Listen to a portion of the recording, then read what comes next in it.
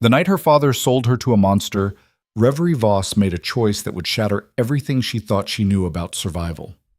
Standing in her father's penthouse, trembling as Harlan Voss signed away her existence like a bad debt, she expected cruelty. She expected violence. What she didn't expect was the way Thorne Castell looked at her, not as property, but as something precious he'd been searching for his entire life. Stay until the end to see how a girl who was nothing became everything. Hit that like button and comment your city so I can see how far Reverie's story reaches. The crystal tumbler hit the marble floor with a crack that made Reverie flinch. She'd been standing in the corner of her father's study for 20 minutes, silent and still as furniture, exactly as he preferred. Harlan Voss didn't acknowledge the sound. He never acknowledged her unless he needed something to break. "You're late." Her father's voice carried the kind of cold precision that had built empires and destroyed competitors. He wasn't speaking to her. Reverie kept her eyes down, studying the intricate Persian rug beneath her feet. She'd memorized every thread over the years, every subtle shift in color. It was easier than looking at her father. Safer. The penthouse stretched around them, all glass and steel and money, suspended 40 stories above the city like a throne in the sky. Everything in it was beautiful, expensive, perfect. Everything except her. Traffic. The voice that answered was darker than her father's, rougher around the edges, with something dangerous lurking beneath the surface calm. "Your city's a fucking nightmare at this hour." Reverie's breath caught. She'd heard stories about Thorne Castell, whispers that circulated among her father's staff when they thought she wasn't listening. The crime lord who controlled half the eastern seaboard, the man who'd built an empire on fear and violence and left bodies in his wake without losing sleep. People crossed streets to avoid his shadow. "Then you should have left earlier." Harlan moved to the bar cart, pouring scotch with the precise measurements of a man who controlled everything down to the milliliter. "We had an agreement. 8 o'clock. "We had a negotiation. There's a difference." Reverie risked a glance up. The man standing across from her father was younger than she'd expected, maybe mid-30s, with dark hair that looked like he'd been running his hands through it, and a jaw that could cut glass. He wore all black, from the expensive coat that hung open to the boots that probably cost more than most people's rent. But it was his eyes that made her stomach flip. Cold, calculating, missing nothing. Those eyes found her in the corner, and everything inside Reverie went very still. She looked away immediately, heart hammering. In her father's world, being noticed was dangerous. Being invisible kept you alive. "The girl's part of the agreement." Harlan said it casually, like he was discussing a piece of furniture. "Full settlement of the debt, as discussed." Reverie's knees went weak. She'd known something was coming. Her father had been too quiet lately, too watchful, like a snake coiling before the strike. But this? "Let me see her properly." Thorne's voice had changed, gone flat in a way that made the air in the room feel thinner. "Reverie, come here." She moved on instinct, years of obedience overriding the scream building in her chest. Her legs felt disconnected from her body as she crossed the study, each step an eternity. When she reached her father's side, she stopped, hands clasped in front of her, eyes fixed on the floor. "Look up." The command came from Thorne, not her father, and it startled her enough that she obeyed before she could think better of it. He was watching her with an intensity that made her skin prickle, like he was cataloging every detail, every flaw, every reason to find her lacking. She waited for the disgust to cross his face. It always did.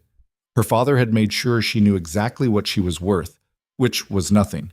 But Thorne's expression didn't shift to contempt. His jaw tightened, something flickering behind his eyes that looked almost like anger, but not directed at her. "How old is she?" His voice had gone dangerous, the kind of quiet that preceded violence. 22, legal in every sense that matters.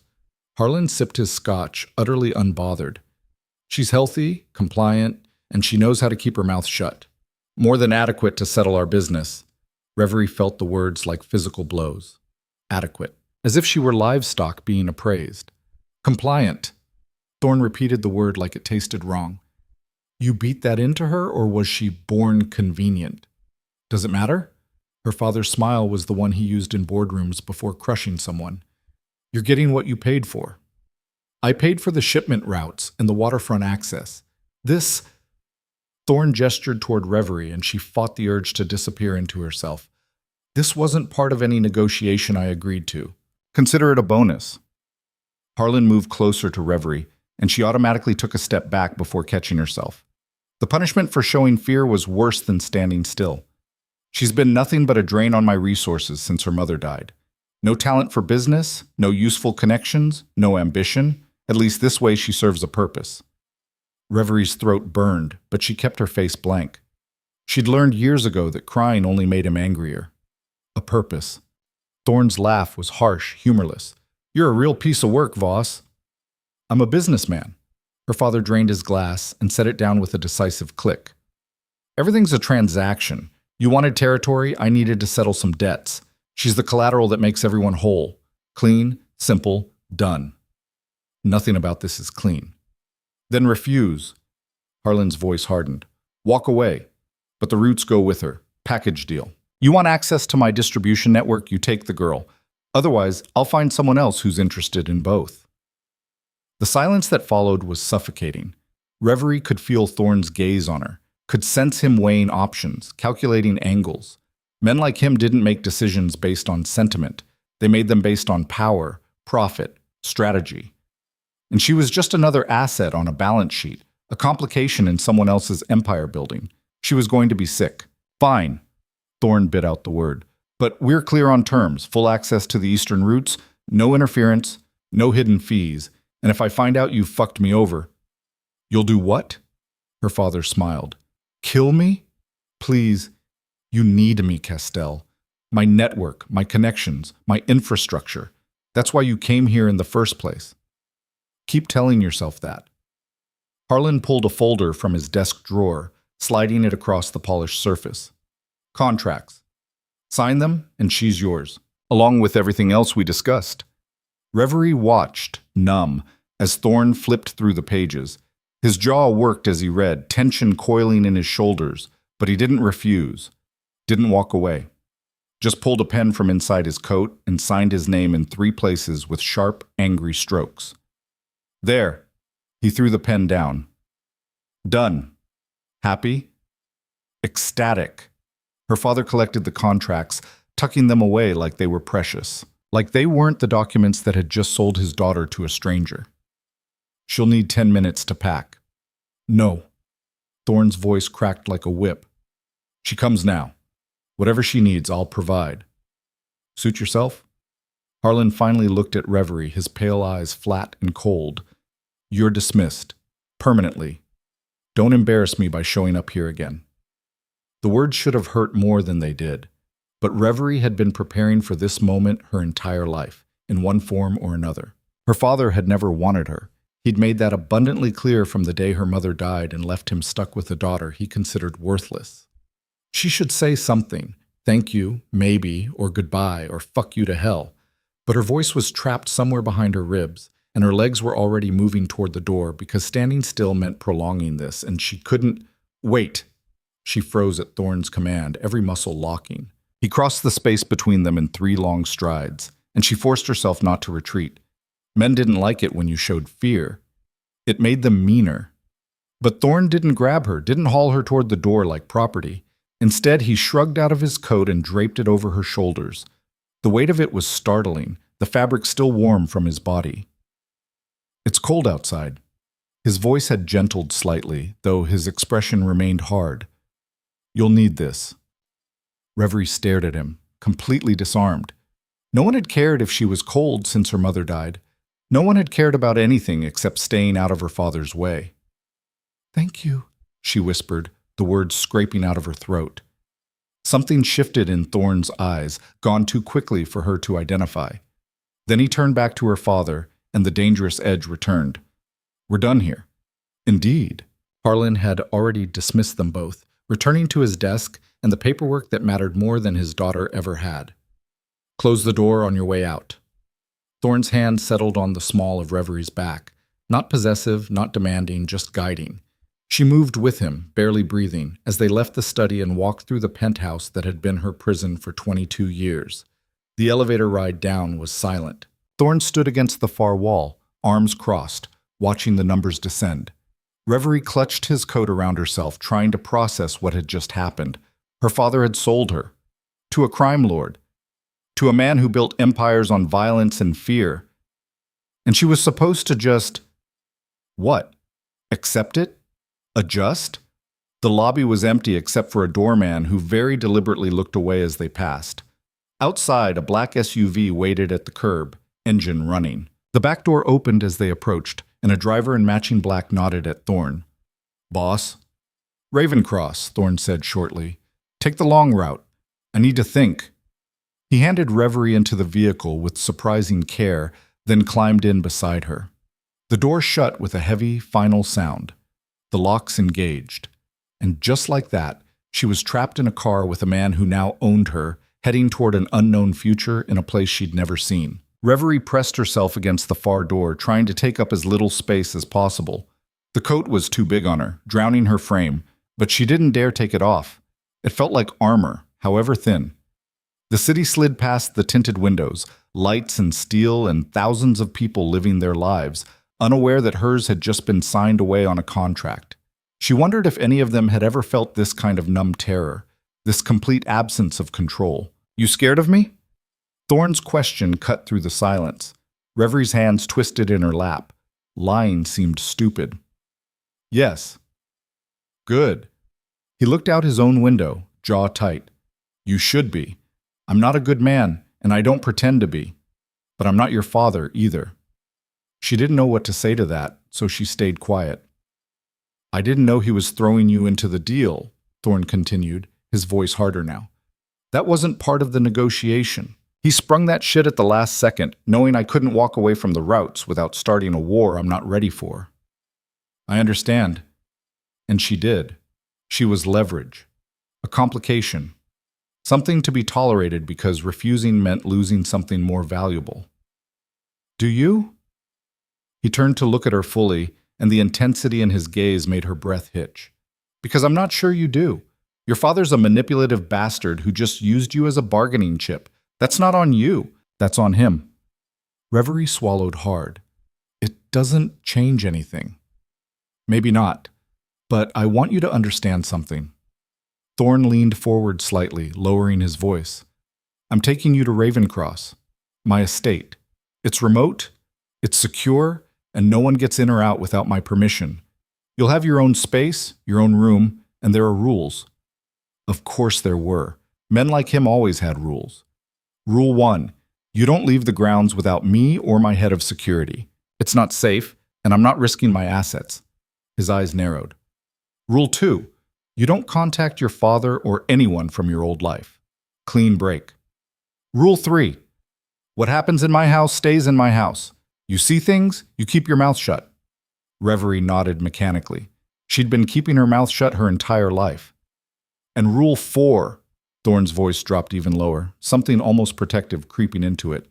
No one touches you without your permission. Not my men, not business associates, not me. That's non-negotiable. She blinked, confusion cutting through the fear. But you… My father said… I don't give a fuck what your father said. The words were sharp enough to draw blood. You're not property. You're not a transaction. You're a person who got dealt a shit hand, and I'm not making it worse. Reverie stared at him, trying to find the lie, the trick, the hidden cost. But Thorne's expression was granite hard and absolutely serious. I don't understand, she admitted quietly. You will. He sat back, some of the tension leaving his shoulders. Just try not to break anything expensive while you figure it out. The SUV turned off the highway onto a private road that wound through dense forest. Tall gates appeared ahead, iron and imposing, with security cameras tracking their approach. They opened smoothly, closing again once the vehicle passed through. Ravencross revealed itself gradually, a sprawling estate that looked more like a fortress than a home, all stone and dark wood and sharp angles. Lights blazed from windows, and Reverie could see figures moving inside, the shadows of people who lived and worked in Thorne's world, her new world. The car stopped in a circular drive. Thorne was out before she could process it, opening her door and offering his hand. She took it automatically, let him help her out into the cold night air. A woman appeared in the doorway, mid-40s, with steel gray hair and the kind of no-nonsense expression that suggested she'd seen everything and wasn't impressed by any of it. "Boss," her voice was crisp, efficient. "Didn't expect you back tonight." "Plans changed, Elena." Thorne kept his hand on Revery's back, that same gentle guidance. "This is Reverie Voss. She'll be staying here. Set up the East Wing guest suite. Make sure it's stocked with everything she needs." Elena's sharp eyes assessed Reverie in 3 seconds flat, and something like understanding crossed her face. "Of course. Miss Voss, if you'll follow me?" "Go ahead," Thorne said, finally dropping his hand. "Elena runs the house. Whatever you need, ask her. I've got calls to make." He disappeared into a side hallway before Reverie could respond, leaving her standing with a stranger in a house full of danger and questions and rules she didn't yet understand. Elena's expression softened fractionally. "Come on, honey. Let's get you settled. You look like you're about to fall over." Reverie followed her through corridors that seemed to go on forever, past rooms she couldn't identify and security checkpoints that made her skin crawl. Everything about Ravencross screamed power and control and money, not the sterile, cold wealth of her father's penthouse, but something darker, more lived in, more real. The East Wing was quieter, away from the main areas. Elena opened a door to reveal a suite that was larger than Reverie's entire childhood bedroom. Comfortable furniture, soft lighting, windows that overlooked dark forests stretching into nothing. "Bathrooms through there," Elena pointed. "Clothes in the closet should fit well enough until we can get you properly outfitted. Kitchen's downstairs if you get hungry, but I'll have something sent up tonight. You eat?" Reverie nodded, though her stomach was twisted too tight to imagine food. "Good. Try to get some sleep." Elena paused at the door, her expression knowing. "I've worked for Mr. Castell for 8 years. He's hard, he's demanding, and he's got a temper. But he's fair. If he gave you rules, he meant them. All of them." "Even the last one?" Reverie's voice came out smaller than she intended. "Especially the last one." Elena's smile was thin but genuine. "Get some rest, Miss Voss. Tomorrow's going to be overwhelming enough without exhaustion making it worse." The door closed with a soft click, and Reverie was alone. She stood in the center of the room for a long time, Thorne's coat still wrapped around her shoulders, trying to make sense of everything. Her father had sold her. A crime lord had bought her. And instead of the nightmare she'd expected, she'd been given rules that included protection. It didn't make sense. Nothing made sense. Eventually, her legs gave out, and she sank onto the edge of the bed. The mattress was soft, expensive, nothing like the hard, narrow cot she'd slept on at her father's place. Everything here was nicer, actually, warmer, almost safe. But safety was an illusion. She'd learned that lesson young. Reverie pulled the coat tighter and let herself fall back onto the bed, staring at the ceiling. Somewhere in this massive house, Thorne Castell was making calls, running his empire, doing whatever crime lords did at night. And she was here, in a room he'd provided, following rules he'd set, belonging to him in ways she didn't yet understand. She should be terrified. She was terrified. But underneath the fear, something else stirred, something that had felt like it died the day her mother passed and her father's indifference turned to active contempt. Hope, maybe, or just the absence of the constant, grinding certainty that she was worthless. Thorne had looked at her, really looked at her, and he'd seen something. Not disgust, not disappointment, just something. And when he'd put his coat around her shoulders, when he'd told her no one would touch her without permission, when he'd said she wasn't property, he'd been the first person in years to treat her like she mattered. Reverie closed her eyes, exhaustion finally crashing over her. Tomorrow she'd figure out what it meant to live in a crime lord's fortress.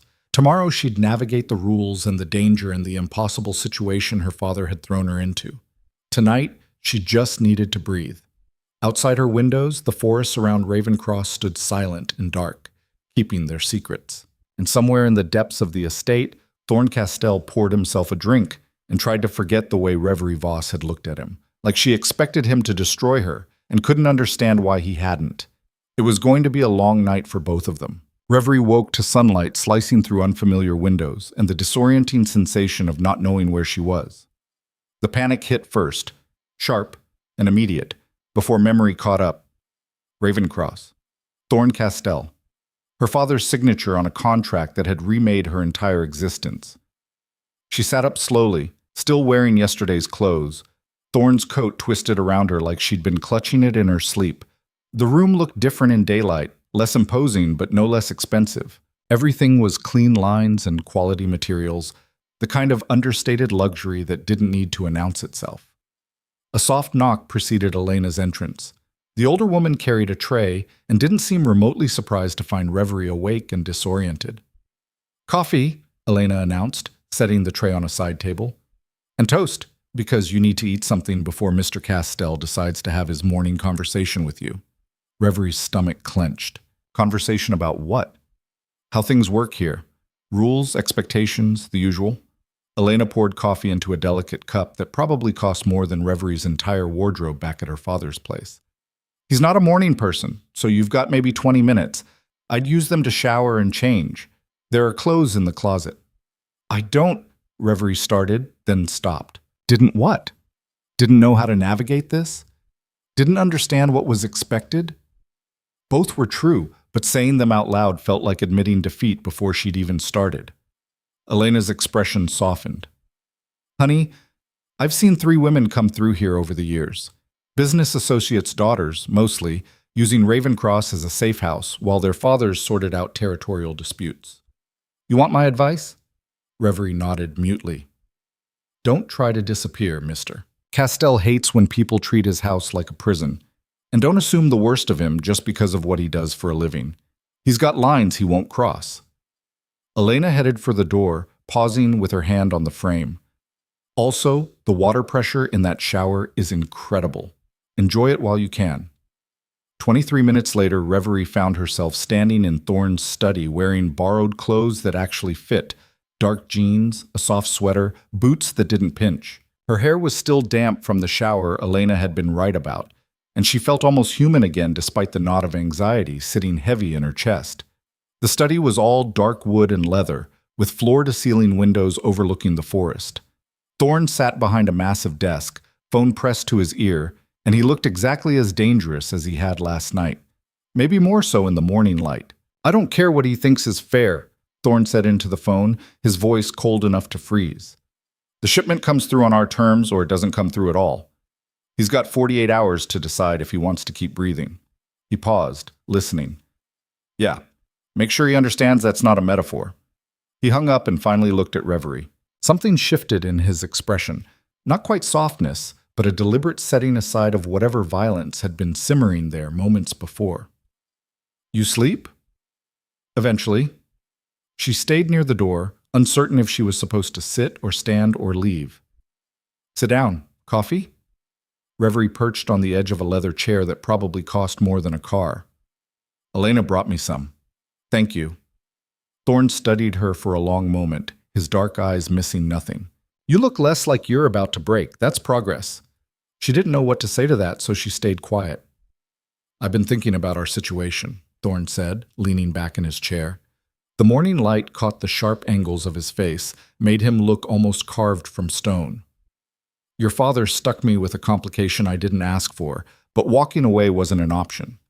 So we're here, and we need to figure out how this works." "You made the rules clear last night," Reverie offered carefully. "Those were the basics. Don't run, don't talk, don't let anyone touch you. But there's more to living here than just following orders."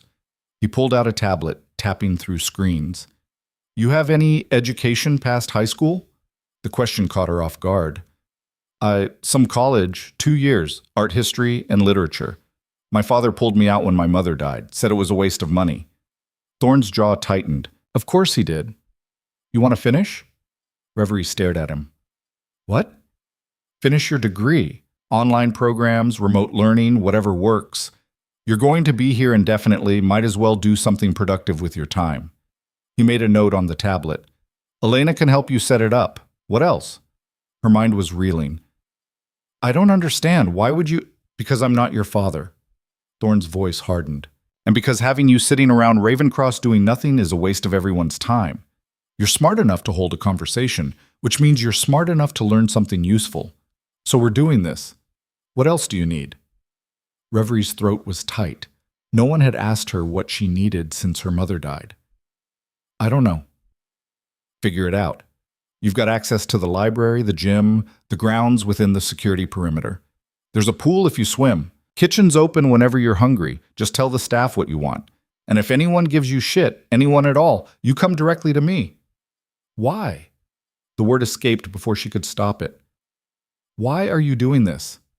Thorn was quiet for a moment, his expression unreadable. When he finally spoke, his voice had gone rough around the edges. You know what I saw last night when I walked into your father's study?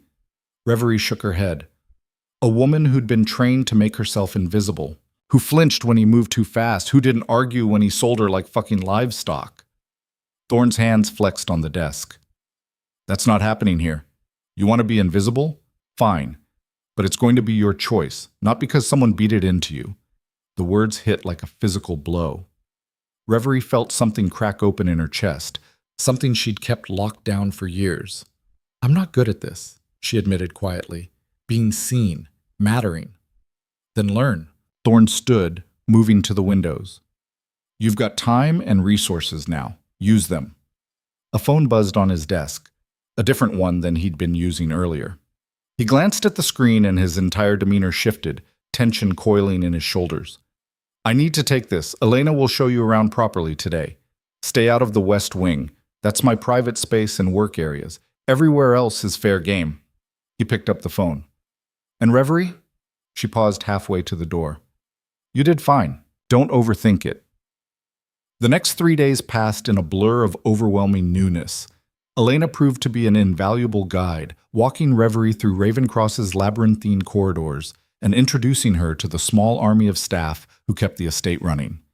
There was Marcus, the head of security, a man built like a tank with kind eyes that didn't match his tactical gear. Chef Andre, who ran the kitchen with military precision and got genuinely offended when Reverie said she didn't need much to eat, and at least a dozen others whose names she struggled to remember. The estate itself was staggering.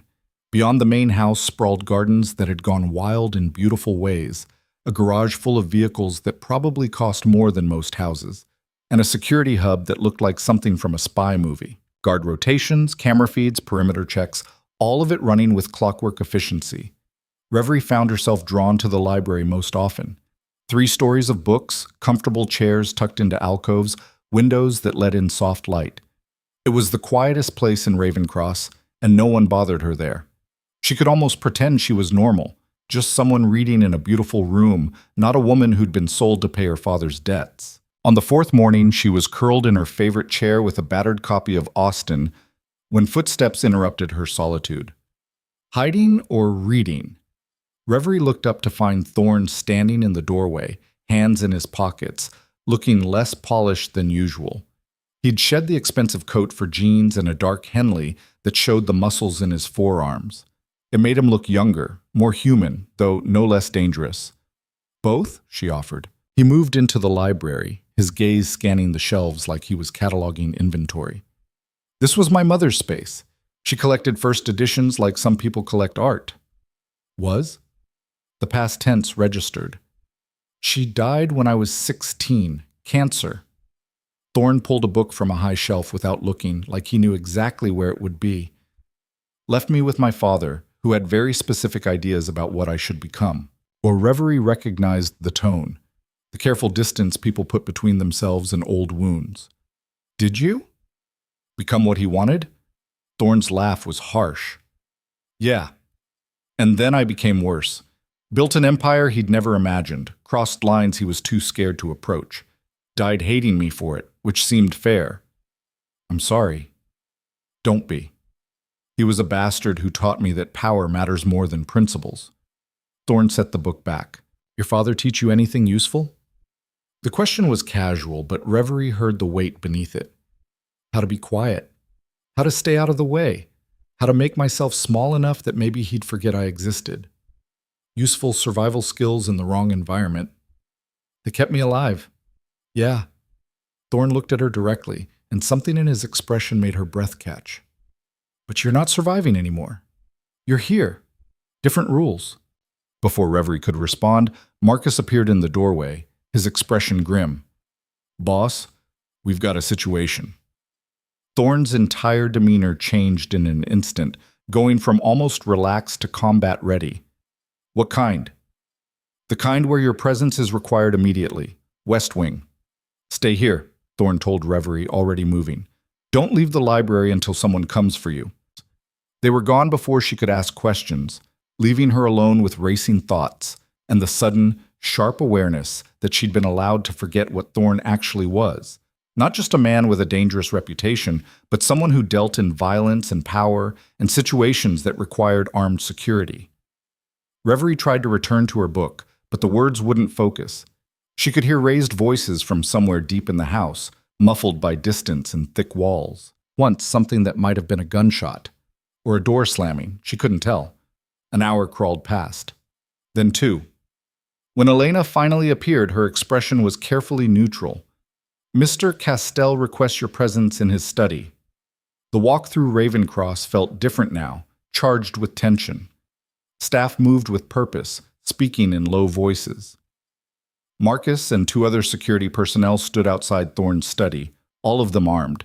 Inside, Thorne stood by the windows, a glass of something dark in his hand. Blood stained his knuckles. "Close the door," he said without turning. Elena did, leaving Reverie alone with him. "Are you hurt?" The question came out before she could think better of it. "Not my blood." Thorne finally looked at her, and his eyes were cold, flat, absolutely lethal. "We had a problem. Someone thought they could move product through my territory without permission. We discussed how wrong that assumption was."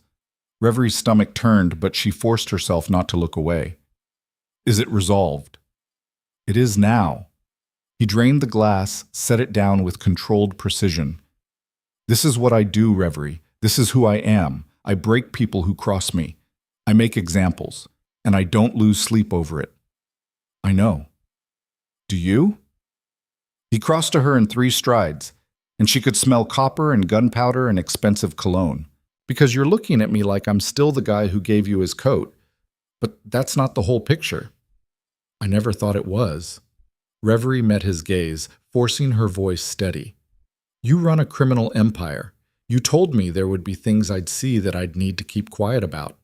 I'm not stupid enough to think that meant charity work." Something shifted in Thorne's expression. Surprise, maybe, or reassessment. "You're not scared." "I'm terrified, but not of you specifically." She took a breath. "My father sold me to you. Whatever happens here, whatever you are, it's still better than what he had planned." Thorne studied her for a long moment.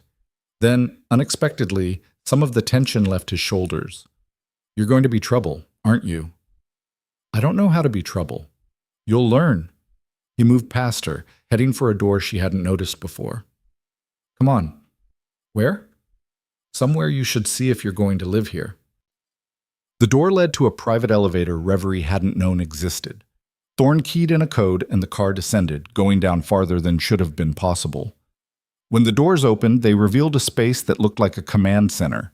Monitors displaying security feeds, maps marked with territories and routes, boards covered in photographs and notes written in shorthand she couldn't decipher. 2 men looked up from computer stations, then immediately returned to their work when Thorne waved them off. "This is the real Ravencross," Thorne said, gesturing to the displays. "Distribution networks, supplier contacts, enforcement schedules, everything that keeps my empire running." He pulled up a particular screen showing what looked like shipping manifests. "This is what your father wanted access to. My roots, my infrastructure, my reputation. That's why you ended up part of the deal." Reverie stared at the intricate web of operations, feeling overwhelmed.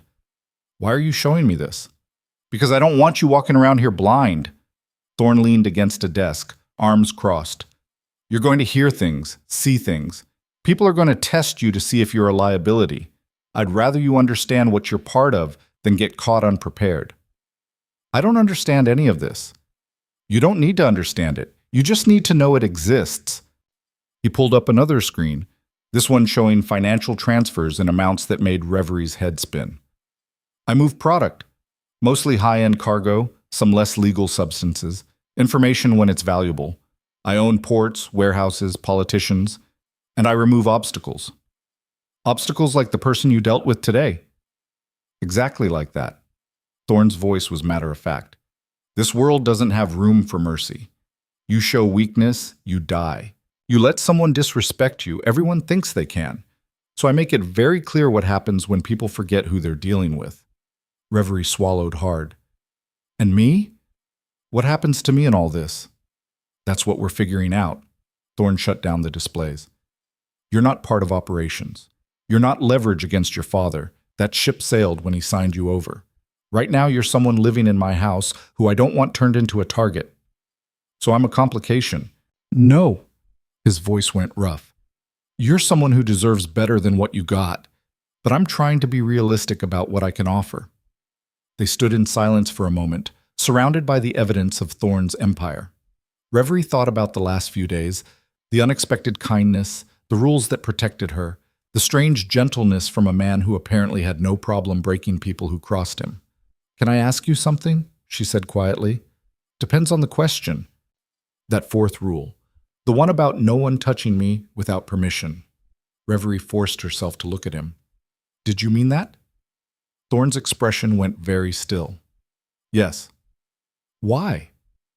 Because I've seen what happens when men take what they want without asking, and I'm a lot of things, but I'm not that. His jaw tightened. Your father treated you like property. I won't. Even though you bought me? I bought access to his distribution network. You were a complication he threw in to make the deal harder to refuse. Thorne pushed off the desk. But you're not a thing to be used, Reverie. Not by me. Not by anyone here. The words settled into her chest, warm and unfamiliar. I don't know what to do with that. Then don't do anything. Just exist. Take up space. Figure out what you want. He headed back toward the elevator. And try not to look so shocked every time I'm decent to you. It's unsettling. Back upstairs, Reverie retreated to her room with her head spinning. She'd seen the heart of Thorne's operation, understood at least in broad strokes what kind of man he was. Violent when necessary, strategic always, and somehow, inexplicably, determined to give her something that looked almost like freedom within the confines of Ravencross. That night, she couldn't sleep. Too many thoughts, too many contradictions. Around midnight, she gave up and wandered down to the kitchen, hoping for tea and quiet. She found Thorne instead, sitting at the island with a laptop and what looked like architectural plans spread across the granite. Can't sleep either? He didn't look up from whatever he was studying. Too much in my head. Reverie moved to the stove, finding a kettle. I'll make tea and get out of your way. Stay if you want. I'm just reviewing expansion plans. He finally glanced up, taking in her borrowed pajamas and bare feet. You settling in okay? I think so. It's strange, being somewhere people don't actively wish I'd disappear. Your father did a number on you. He did what he thought was necessary. I was a reminder of my mother, and he couldn't stand that. Reverie poured hot water over a tea bag, watching it steep. After she died, I became invisible. Easier for both of us. Easier for him, Thorne corrected. You deserved better. Maybe, but wanting something doesn't make it true. She wrapped her hands around the mug, letting the heat seep in. What are you expanding? Warehouse operations in the Southern District. More legitimate business to offset the illegal stuff. He turned the laptop so she could see. I'm trying to build something that lasts beyond me. That means diversification. Reverie studied the plans, surprised by the detail. This is impressive. It's survival. The empire I inherited from my father was built on fear and violence. That works short term, but eventually someone angrier and meaner comes along. I'd rather build something that has actual value beyond intimidation. Does it work? Mixing legitimate business with the other stuff? So far. Thorne pulled the laptop back. But it's a constant balancing act. One wrong move and everything collapses. They sat in comfortable silence for a while, Reverie drinking her tea, Thorne reviewing his plans. It felt oddly domestic, normal in a way nothing else at Ravencross did. Can I ask you something? Thorne said eventually. Turnabout's fair. What did you want to be? Before your father pulled you out of school, before everything went to hell. What did you actually want? Reverie considered the question, pulling up memories she'd buried. I wanted to curate art, work in a museum maybe, or a gallery. Help people understand why certain pieces mattered. how they connected to history and culture and human experience. She smiled sadly. My father said it was impractical, that art didn't make money unless you were selling it, and even then it was a sucker's game. Your father was a short-sighted idiot. The blunt assessment startled a laugh out of her. He built an empire. He built a network based on exploitation and fear. That's not the same as vision. Thorne closed his laptop. You want to finish that degree? Focus on art history and curation? I'll make it happen. Remote learning, online courses, whatever you need. Why would you do that? Because you're going to be here anyway. Might as well do something you actually care about.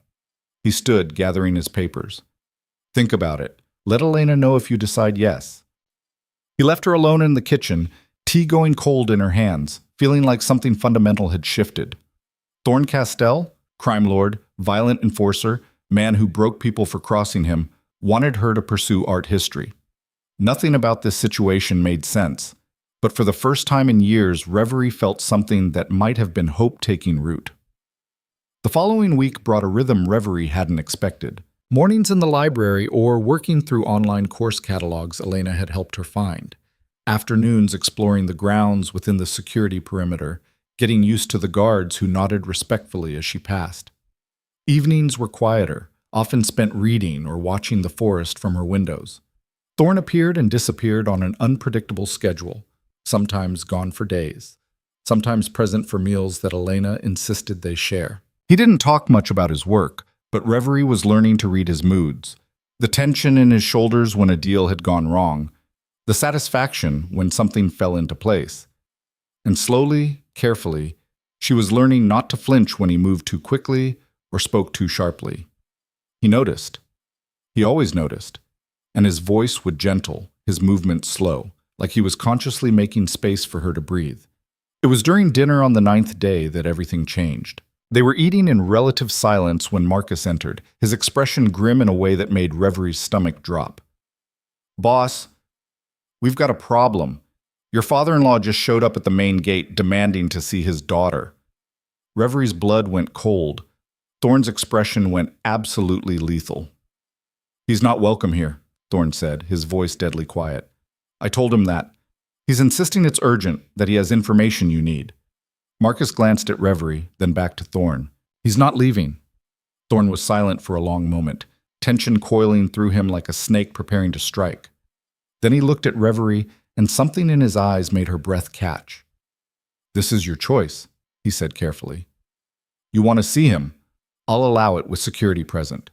You want me to remove him from the property? I'll do that too. But I need to know what you want. Reverie's hands were shaking. I don't know. Then think fast because he's at my gate making noise, and I don't respond well to threats on my property.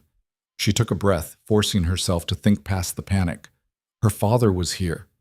After 9 days of silence, he'd shown up at Ravencross. That meant he wanted something, and with Harlan Voss, that was never good.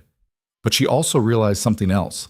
She wanted to face him, wanted to look him in the eye without flinching, without making herself small, without accepting his assessment of her worth. I'll see him, she said, surprised by how steady her voice sounded. But not alone.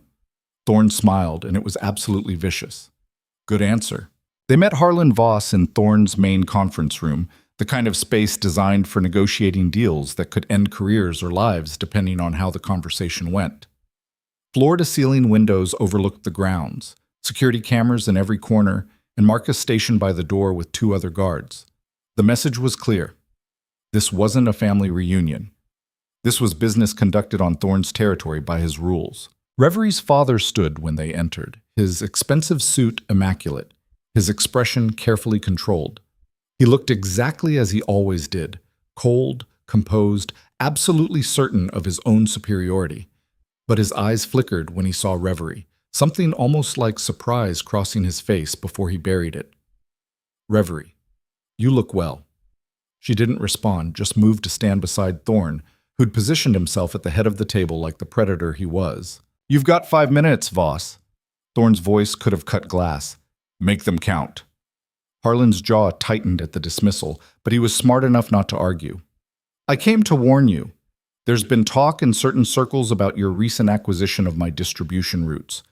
Some of my former associates are unhappy with the new arrangement. Your former associates can be unhappy all they want. Doesn't change the contracts you signed.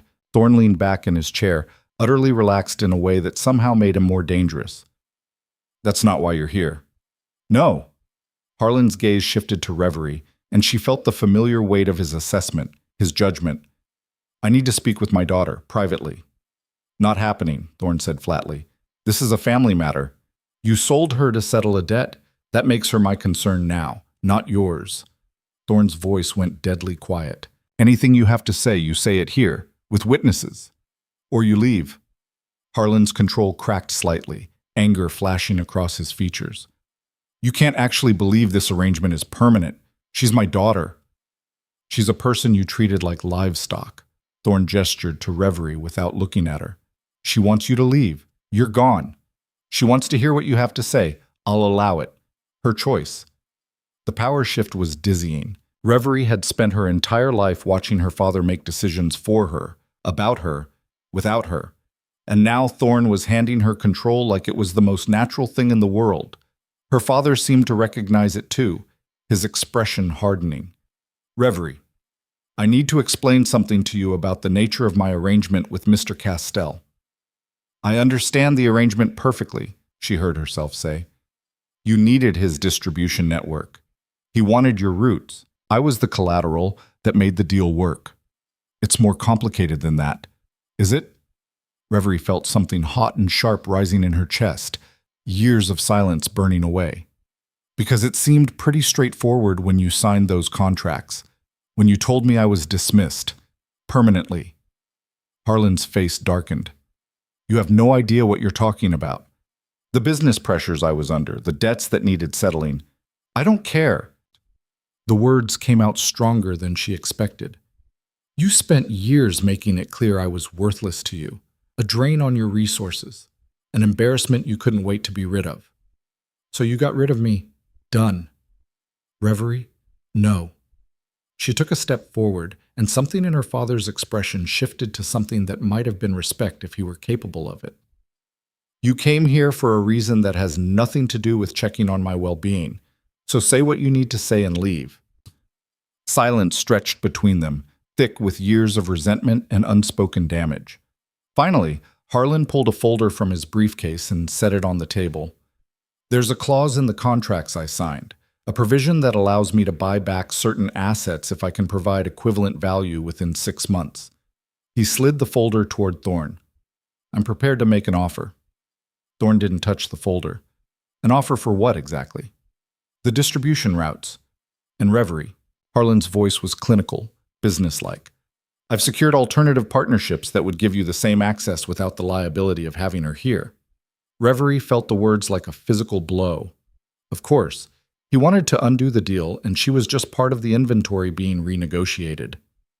Let me make something very clear, Thorne said, his voice going absolutely lethal.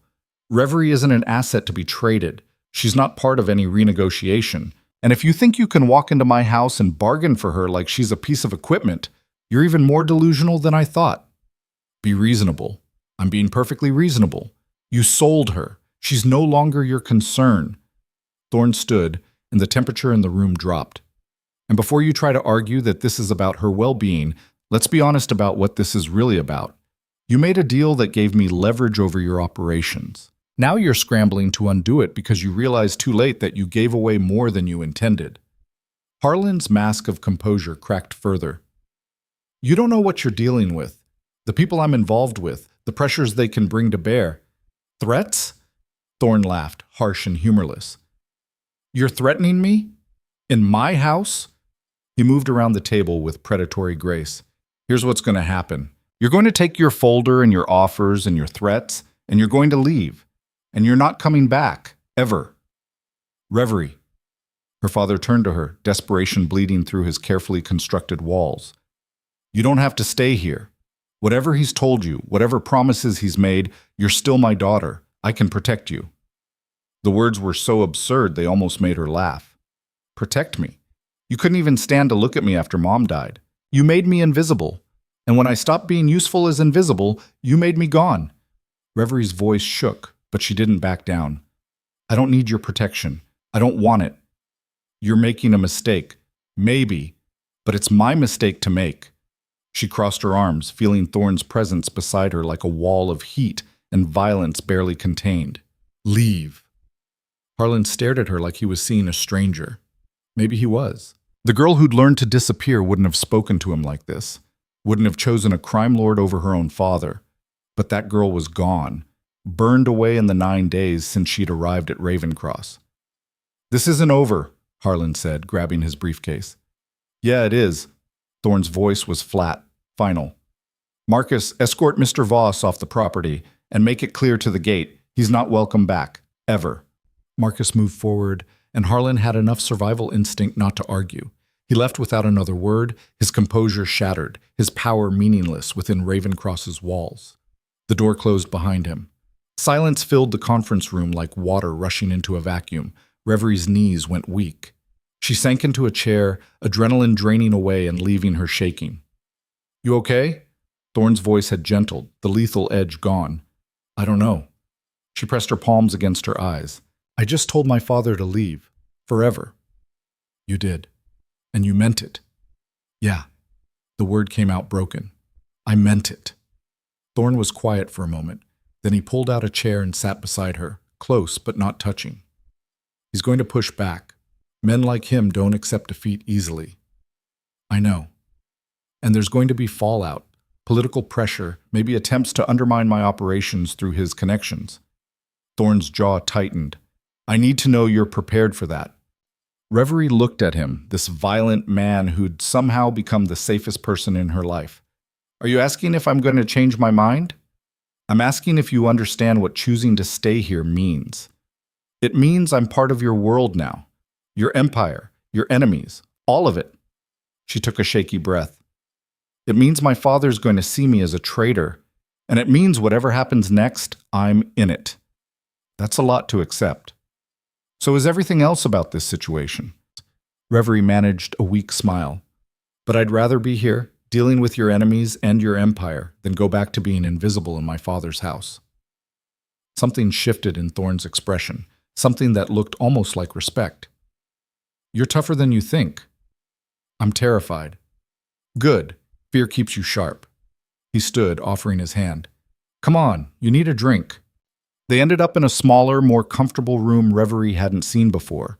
Thorn's private study, apparently, with leather furniture that looked actually lived in and bookshelves that held a surprising mix of business texts and literature.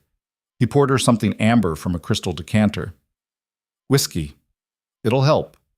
Reverie took it, let the burn settle in her chest. My father looked surprised. When he saw me, you looked different than he expected. Thorn poured his own drink, considerably larger. Less broken. I was broken. For a long time. Past tense?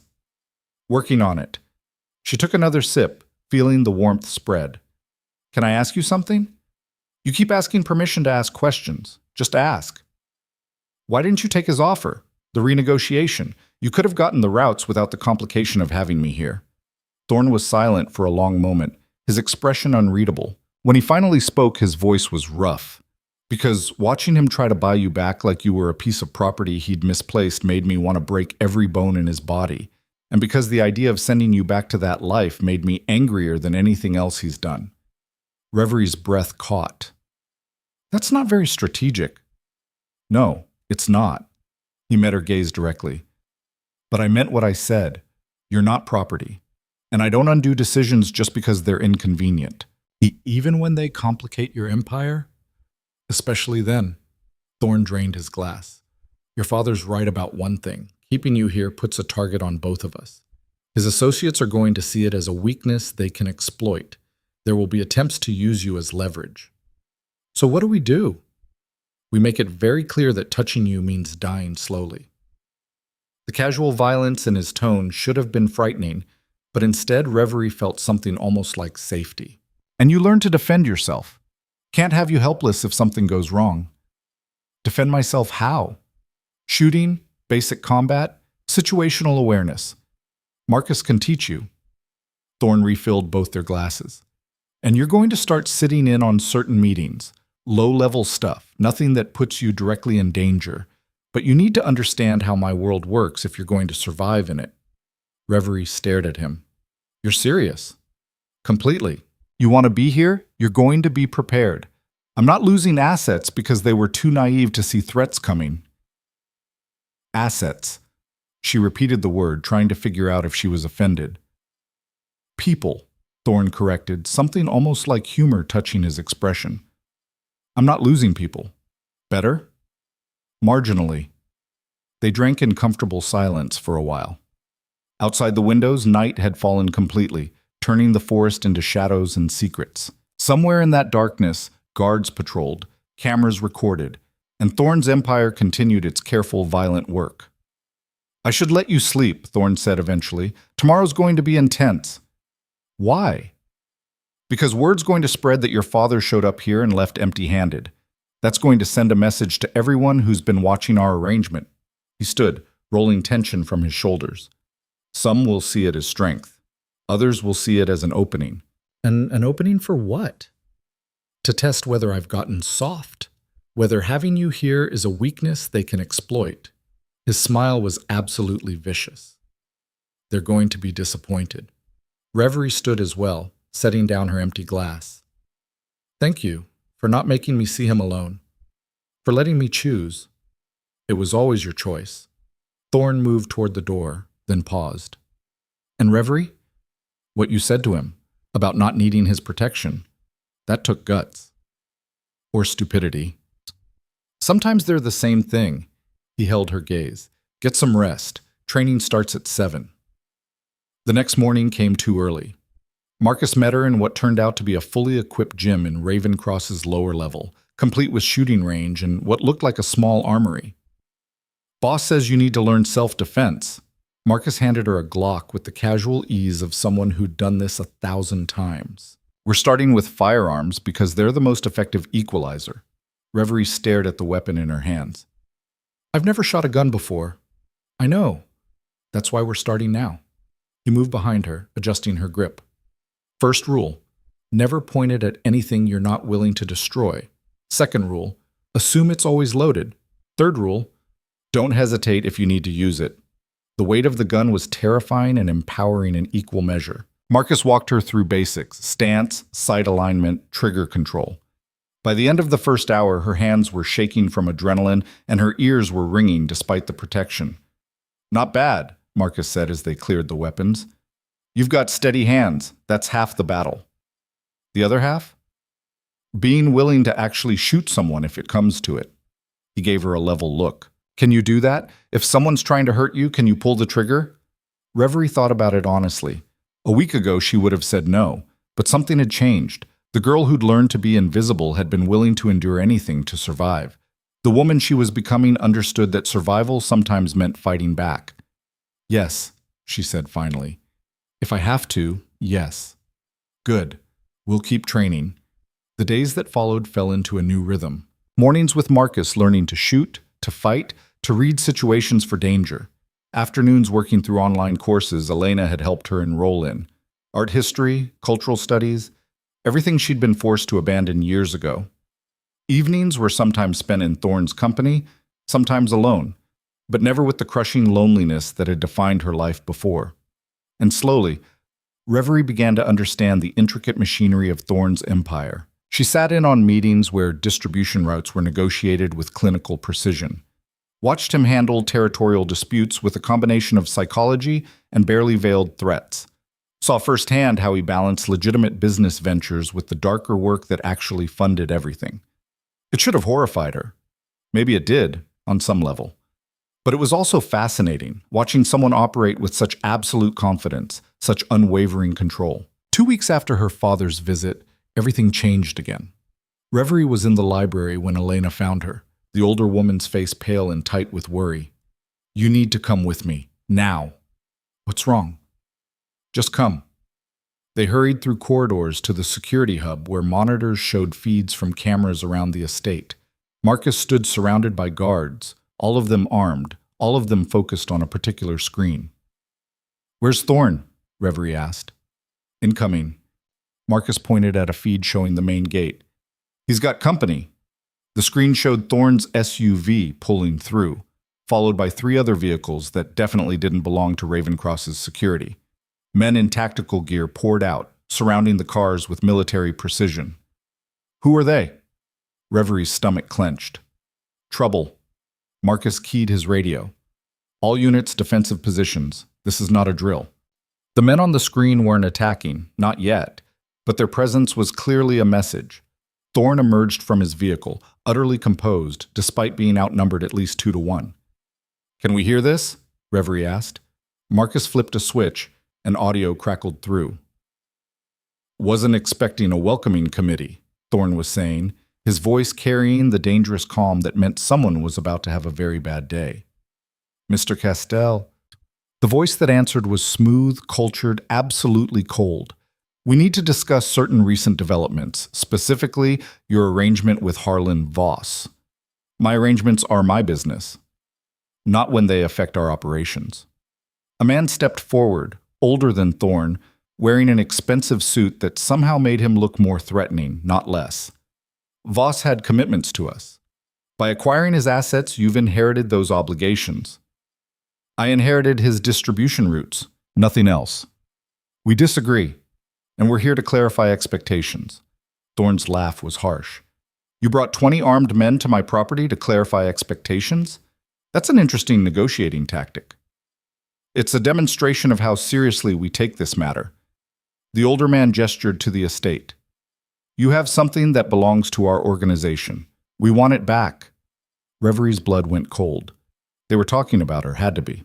Her father must have made deals, used her as collateral in ways even the contracts hadn't covered. Nothing on this property belongs to you, Thorn said, his voice going lethal. The girl, Voss's daughter. She was promised to us as part of a prior arrangement. Your acquisition of her violated that agreement. Then Voss violated it, not me. Take it up with him. We did. He suggested we discuss the matter with you directly, hence our visit. On the monitors, Reverie could see Thorn's hands flex, tension coiling through him. Let me make this very simple. Reverie Voss is under my protection. She's not going anywhere. And if you think you can walk onto my property and make demands, you've severely miscalculated. Mr. Castell, we're done here. Thorn turned toward the house. You've got 60 seconds to get off my land before this gets unpleasant. The older man's expression hardened. You're making a mistake. No, you made the mistake. Thorn's voice carried across the courtyard, absolute and final. Coming here, threatening what's mine. That's the kind of mistake people don't recover from. We'll be back. Looking forward to it. The vehicles retreated slowly, making it clear they were leaving by choice, not because they were intimidated, but they left. And once the gates closed behind them, Thorn's entire demeanor changed, fury replacing the cold control.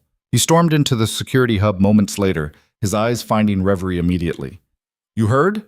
She nodded, unable to speak past the fear lodged in her throat. Marcus, I want triple patrols and background checks on every staff member. If there's anyone who wasn't vetted personally, they're gone. Thorn paced like a caged animal. Run deep surveillance on the Cordova family. I want to know every business they run, every politician they own, every skeleton in every closet. Already on it, boss. Thorn finally stopped moving, his gaze locked on Reverie. We need to talk. My study. Now. She followed him through the house, her heart hammering. In the study, he closed the door and immediately poured whiskey for both of them. Your father sold you twice, he said without preamble. Once to me, once to the Cordovas. Probably thought he could play us against each other and profit from both deals. I didn't know. I know you didn't. This is his mess. Thorn drained his glass. But it's become our problem. The Cordovas run the Western Territories. They're powerful, well-connected, and they don't back down easily. If they think you're promised to them, they're going to push until they either get you or destroy me trying.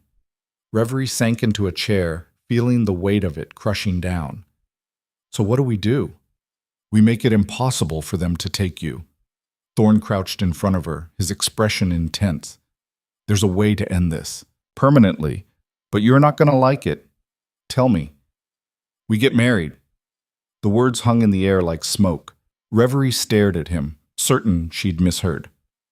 What? Legal marriage. Binding, documented, impossible to contest. Thorne's voice was steady, clinical. If you're my wife, you're part of my family, untouchable under the old codes that still govern how families like the Cordovas operate. They can't claim you without declaring war on my entire organization. That's insane. It's strategy. He stood, moving to the windows. And it's the only option that doesn't end with them trying to take you by force or me starting a war I might not win. Revery's mind was reeling. You're asking me to marry you. I'm offering you a solution that keeps you safe and solves my political problem with the Cordovas. He turned back to her. It would be on paper only, a business arrangement. You'd keep your own space, your own life. Nothing would change except your last name and your legal status. Everything would change. Yeah. Thorne's jaw tightened. It would. But the alternative is worse. She stood crossing to him, needing to see his face clearly. Why? Why are you willing to do this? Because letting them take you isn't an option. His voice went rough. Because I made you a promise that you'd be safe here, and I don't break my promises. And because... He trailed off, something unreadable crossing his expression. Because what? Because you matter. The words came out harsh, like they'd been dragged from somewhere deep. You matter to me, and I protect what's mine.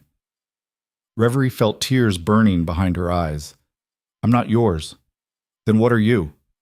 The question hung between them, loaded with implications neither of them had been willing to examine. What was she? Not property, not an asset, not just a complication in his empire. Something else.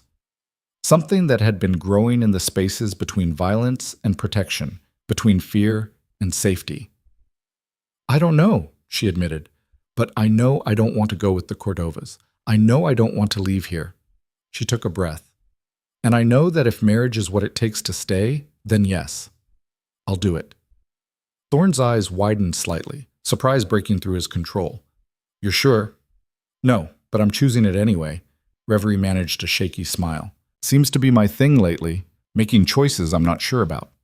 This is different. This is permanent. So is everything else about this situation? She held his gaze. Make the arrangements. I'll sign whatever papers you need. He studied her for a long moment, something shifting in his expression that looked almost like wonder. Then he nodded, all business again. I'll have my lawyers draw up the contracts. We'll do it quietly, just witnesses for legal purposes. And Reverie? Yeah? You can still change your mind, right up until you sign. I won't hold it against you. But they both knew she wouldn't. The girl who'd been sold to settle debts had learned to make her own choices. And she was choosing this, choosing him, choosing safety, choosing a future that was hers to shape. Even if that future started with a marriage to a man who dealt in violence and power and secrets that could destroy them both. 3 days later, Reverie Voss became Reverie Castell in a ceremony that lasted less than 10 minutes and changed absolutely everything. The judge was a man in his 60s who asked no questions about why they were getting married in Thorne's private study with armed guards outside the door. He read the standard vows in a monotone that suggested he'd done this particular favor many times before, took their signatures on documents that carried more legal weight than romance, and left with an envelope that probably contained enough money to ensure his discretion. Elena and Marcus served as witnesses, both of them signing where indicated without commentary. When it was done, Reverie stared at the marriage certificate with her new name on it and felt like she'd stepped off a cliff into empty air. That's it? She said quietly. That's it. Thorne dismissed the judge with a nod, waiting until the man was gone before pouring drinks for all of them. Legally binding, internationally recognized, and completely unbreakable without both parties consenting to divorce. Romantic, Marcus muttered, earning a sharp look from Elena. It's practical, Thorne corrected, and it solves our immediate problem with the Cordovas. He handed Reverie a glass. We'll release the information strategically. Let it filter through the right channels so they understand the situation has changed. Reverie took the whiskey but didn't drink. Her hand was shaking slightly, the enormity of what they'd just done settling over her like a weight. She was married to a crime lord, and not even for love or passion or any of the reasons people usually bound their lives together. You okay? Thorne's voice cut through her spiraling thoughts. I just legally tied myself to someone I've known for less than a month. She managed a weak laugh. I'm processing. Take your time. He raised his glass. To strategy over sentiment. And to not getting killed by the Cordovas, Marcus added. They drank. Elena excused herself to handle whatever mysterious task kept Ravencross running smoothly, leaving Reverie alone with Thorn and Marcus. Boss, we need to discuss security protocols, Marcus said. Now that she's officially family, the threat assessment changes. I know. Thorn moved to his desk, pulling up files on his tablet. Double her protection detail. I want eyes on her anytime she's not in the secure areas of the house. And run a full analysis on potential extraction scenarios. If the Cordovas try something stupid, I want contingencies ready. You think they'll actually try to take her? Reverie asked. I think they'll probe for weaknesses first, test our defenses, see how serious we are about protection. Thorn's jaw tightened. But yeah, eventually they might try. Marriage or not, men like the Cordovas don't accept losing what they think they're owed. Marcus nodded. I'll coordinate with the perimeter teams, and boss, congratulations. Sort of. Get out of here. Marcus left with what might have been a smile, leaving Reverie alone with her new husband. The word felt foreign, impossible. Husband. Like she'd learned a new language overnight and was expected to be fluent. You're allowed to regret this, Thorn said quietly. I don't. Not yet, anyway. Reverie finally took a sip of whiskey, letting it burn. But I'm allowed to be terrified. Behrman. He came around the desk to stand in front of her. We should talk about logistics, how this actually works day to day. Okay? You keep your room in the East Wing. I stay in the West. We maintain separate spaces, separate lives as much as possible while still presenting a united front publicly. His voice was clinical, laying out terms like they were negotiating a business contract, which Reverie supposed they were. You attend events when I need you to, play the role when it matters, otherwise you do whatever you want. That's it? We just coexist? Unless you want something different. Thorn's eyes met hers, and something unreadable flickered there. This doesn't have to be complicated. It's a legal protection, nothing more. Reverie knew she should feel relieved. Instead, she felt oddly hollow, like something important had just been defined into insignificance. And if people ask questions about why we got married so suddenly, we tell them it's none of their fucking business. He moved back to the windows, tension coiling in his shoulders. Or we say it was strategic, which is true. Right, strategic.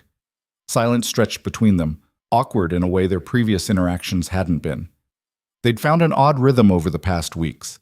Not quite friendship, not quite employer and dependent, something else. But marriage had shifted the dynamic, created expectations and boundaries that neither of them seemed sure how to navigate. I should let you process, Thorn said eventually. Take the rest of the day. Tomorrow we start implementing the new security protocols. Reverie nodded and left, her marriage certificate still clutched in one hand, feeling more alone than she had since arriving at Ravencross. The next week was a masterclass in controlled information warfare. Thorn's people released news of the marriage through carefully selected channels, letting it spread through the criminal networks that governed the Eastern Territories. The response was immediate and varied. Some saw it as a power move, others as a weakness, most as a complication that required reassessment. The Cordovas went silent, which Marcus said was worse than open aggression. They're planning, he told Reverie during one of their training sessions, figuring out angles, looking for leverage. She fired at the target downrange, her grouping getting tighter with each session. And when they find it? Then things get interesting. Marcus cleared the weapon when she finished the magazine. You're getting good at this. Most people take months to shoot this accurately. Survival's a good motivator. That it is. Reverie saw less of Thorn in the days following the wedding. He was consumed with managing fallout, shoring up alliances, making it clear to everyone in his world that touching his wife meant war. When they did interact, it was formal, distant, like they were strangers playing roles rather than two people who'd somehow found an unexpected connection. It bothered her more than it should have. 2 weeks after the ceremony, Elena found Reverie in the library and announced she had a visitor. Who? Didn't give a name, but she's got Cordova written all over her. Elena's expression was grim.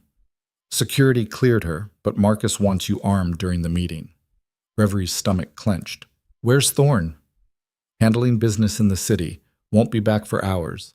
Elena handed her a compact Glock. You know how to use this now. Don't hesitate if you need to. The visitor waited in a formal sitting room Reverie had never used, all expensive furniture and carefully curated art. She was younger than Reverie expected, maybe early 30s, beautiful in a way that looked engineered, wearing a designer suit that probably cost more than a car. Mrs. Castell? The woman's smile didn't reach her eyes. I'm Lucia Cordova. Thank you for seeing me. I wasn't aware I had a choice. Reverie sat across from her, hyper-aware of the gun concealed under her cardigan and the guards stationed just outside the door. We always have choices, though sometimes the options are equally unappealing. Lucia crossed her legs, utterly composed. I came to deliver a message from my family. I'm listening. Your husband made a bold move, marrying you. It complicated a situation that should have been simple. Lucia's voice was pleasant, conversational, like they were discussing the weather. My brother was promised a wife to cement certain alliances. Your father agreed to the arrangement. Then suddenly, you're unavailable. My father makes a lot of promises he doesn't keep. Clearly, but that puts us in an awkward position. Lucia leaned forward slightly. We could go to war with Thorn Castell over this. Lots of bloodshed, destroyed operations, years of rebuilding, or we could find an alternative solution. What kind of solution? You leave him, quietly, willingly. We provide you with resources, a new identity, safety from both your husband and your father. Lucia's smile widened. You get your freedom. We get to save face. Everyone wins. Reverie felt anger flare hot and bright. Except Thorn loses his wife and looks weak to every other family watching this situation. He'll recover. Men like him always do. Lucia's tone suggested this was obvious. You, on the other hand, are trapped in a marriage to a violent criminal who used you as a political pawn. Don't you want out? No? The word came out harder than Reverie intended. Lucia's smile faltered. You can't actually want to stay here. What I want isn't your concern. Reverie stood, done with this conversation. You can tell your family that I'm not leaving. Not quietly, not willingly, not at all. And if they try to make me, they'll find out exactly how seriously my husband takes threats against what's his. Lucia rose as well, her composure cracking slightly. You're making a mistake. Thorn Castell doesn't love you. He married you for strategy. You're a tool to him, nothing more. Maybe, but I'd rather be a tool with choices than a bride traded like livestock. Reverie moved toward the door. This meeting is over. He's going to destroy you, Lucia called after her. Men like him destroy everything they touch. Reverie paused at the threshold. Then I guess we'll burn together. Seems preferable to whatever your brother had planned. She left Lucia standing in the sitting room and went straight to the security hub, where Marcus was already reviewing footage of the meeting. Heard most of that, he said. You handled it well. She offered me an escape. Reverie sank into a chair, adrenaline making her hands shake. Resources, new identity, freedom. And you told her to fuck off. Good. Was it? Reverie looked at him. Maybe she's right. Maybe Thorn is just using me and I'm too stupid to see it. Marcus gave her a long, measuring look. You know what I've noticed in 8 years working for the boss? He doesn't do anything halfway. When he commits to something, he commits completely. And he committed to keeping you safe. He gestured at the monitors showing Ravencross's extensive security. All of this, the marriage, the protection details, the political maneuvering, that's not strategy. That's personal. He said it was just business. Yeah, he says a lot of things, doesn't make them true. Marcus pulled up a different camera feed showing Thorn's private study. He's been working 18-hour days since the wedding, shoring up defenses, making sure you're untouchable. That's not what you do for a business arrangement. Reverie stared at the empty study, trying to reconcile Marcus's words with Thorn's careful distance. Then, why does he barely look at me anymore? Because he's scared. Marcus's voice gentled. The boss doesn't do relationships, doesn't trust people enough to let them close. But you're different. You got under his defenses and now he doesn't know what to do about it. That's ridiculous. Is it? You're the first person in years who's made him question his own rules. Marcus shut down the monitors. Give him time. He'll figure it out. That night, Reverie couldn't sleep. She kept replaying Luch's visit, Marcus's observations, the strange emptiness that had settled into her marriage before it even really began. Around midnight, she gave up and went downstairs, looking for tea and quiet. She found Thorne instead, sitting at the kitchen island with blueprints spread across the granite and a bottle of whiskey keeping him company. "Thought you were in the city," she said.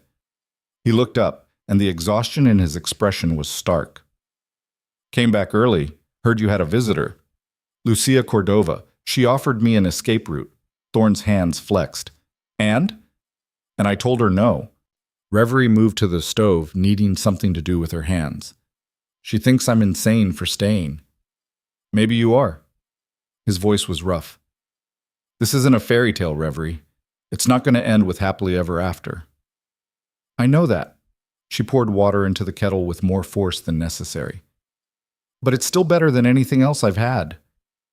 Silence stretched between them, heavy with things neither of them seemed able to say. Reverie focused on making tea, trying to ignore the way her heart was racing. "I'm sorry," Thorne said quietly. She turned, surprised. "For what?" "For dragging you deeper into this. The marriage was supposed to protect you, but all it's done is paint a bigger target on your back." He scrubbed a hand over his face.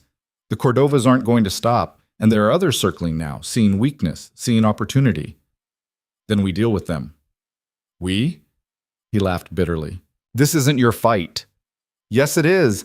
Reverie crossed to him, anger replacing the uncertainty that had been plaguing her. "I chose to stay. I chose to marry you. That makes it my fight too." "You don't know what you're talking about." "Stop." She slammed her hand on the counter, surprising them both. "Stop treating me like I'm fragile, like I'm going to break if things get hard. I've been breaking my entire life, and I'm still here." Thorne stared at her, something shifting in his expression. "You have no idea what you're asking for." "Then tell me. Stop hiding behind distance and strategy and pretending this is just business." Reverie's voice shook. "Tell me what you're actually afraid of." "Losing you." The words came out harsh, like they'd been dragged from somewhere deep. "I'm afraid of losing you. To the Cordovas, to your father, to whoever else decides you're worth taking. Or worse, I'm afraid of being the reason you get hurt." The confession hung between them, raw and unexpected. Reverie felt her breath catch. "You can't lose what you never really had," she said softly. "Can I?" Thorne stood, and suddenly he was close enough that she could feel the heat radiating off him. "Because from where I'm standing, I've had you since the moment I walked into your father's study and saw what he'd done to you. And the idea of anyone taking that away makes me want to burn the entire world down." Reverie's heart was hammering. "That's not business." "No, it's not." His voice dropped. "It stopped being business the first time you stood up to your father, when you chose to stay here knowing what I am. When you said yes to a marriage that should have terrified you, but instead you treated it like the most natural thing in the world." "It terrified me," she admitted. "It still does." "Good. You should be terrified." Thorne reached out, his hand hovering near her face like he wanted to touch her, but wasn't sure he was allowed. "Because this thing between us, whatever it is, it's dangerous. It makes me weak, and weakness gets people killed in my world. Or maybe it makes you stronger." Reverie closed the distance, letting his hand finally make contact, his palm warm against her cheek. "Maybe having something to protect instead of just an empire to maintain gives you a reason to be better than your father was." "I'm not better than him."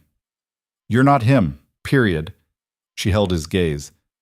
"And I'm tired of pretending that this is just strategy, that we're just two people coexisting in the same house. Because it hasn't felt that way for a while now." Thorne's thumb brushed across her cheekbone, and the tenderness of it made her breath hitch. "What does it feel like?" "Like, maybe I'm not invisible anymore." Her voice cracked. "Like, maybe someone finally sees me. Really sees me." "I see you." The words were fierce, certain. "I've seen you from the beginning. That's the problem." "Why is that a problem?" "Because seeing you, wanting you, caring about you, that makes you the most dangerous thing in my life." His other hand came up to frame her face. "The Cordovas, your father, every enemy I've made, they'll all use you against me if they can. And I can't lose you. I won't." "Then don't." Reverie rose on her toes, closing the last bit of distance. Don't lose me. Don't push me away. Just be here. Thorn kissed her like he'd been holding himself back for weeks and finally ran out of restraint.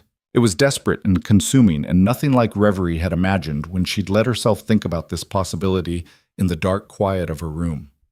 His hands slid into her hair, angling her head, and she gripped his shirt like it was the only thing keeping her upright. When they finally broke apart, both breathing hard, Thorn rested his forehead against hers. This changes everything, he said roughly. I know, but the rules I set about keeping separate lives, separate spaces, were stupid. Reverie smiled despite everything. We're married. Maybe we should try actually acting like it. You have no idea what you're signing up for. Then show me. He kissed her again, slower this time, thorough, like he was memorizing the taste of her. When he pulled back, his eyes were dark with something that made heat pool low in Reverie's stomach. Come with me, he said, taking her hand. He led her through Ravencross's corridors to the west wing she'd been told was off limits, his private space. The door to his suite opened onto rooms that were surprisingly lived in, books scattered across surfaces, expensive but comfortable furniture, windows overlooking the forest. It was less fortress and more home than she'd expected. This is where you actually live, she said, taking it in. Yeah, less formal than the rest of the house. Thorn pulled her closer, his hands settling on her hips. Less performance. I like it. I was hoping you would. He hesitated, and for the first time since she'd met him, he looked uncertain. We don't have to, if you're not ready. Reverie silenced him with a kiss, pouring everything she couldn't articulate into it. The fear, the hope, the impossible situation they'd found themselves in. When she pulled back, she was smiling. I'm ready. I've been ready. I just needed you to stop treating this like a business transaction. I can do that. His smile was slow, dangerous, absolutely devastating. But fair warning, I'm not good at gentle. Good. She pulled him toward the bedroom. Neither am I. Later, tangled in sheets that were softer than anything Reverie had ever touched, she traced patterns on Thorn's chest and tried to process how drastically her life had changed in less than a month. From invisible daughter to crime lord's wife. From broken to something that felt almost whole. What are you thinking? Thorn's voice was rough with exhaustion. That a month ago I didn't know you existed, and now I'm lying in your bed trying to figure out how I got here. Regrets? No. She propped herself up to look at him. Confusion, maybe. Disbelief. But not regret. He pulled her back down, pressing a kiss to her temple. The Cordovas are going to push harder now. They'll see this as evidence that you matter, that you're not just a strategic piece, but something real. Let them push. You say that now? I say that because it's true. Reverie met his gaze. I'm not the girl my father sold anymore. I'm not someone who makes herself small and hopes to be ignored. I'm your wife. That means something. Yeah, it does. Thorn's arms tightened around her. It means you're mine, and I protect what's mine. Possessive. Completely. He didn't sound remotely apologetic. You have a problem with that? No. She settled against him, feeling safer than she had any right to feel given the circumstances. I really don't.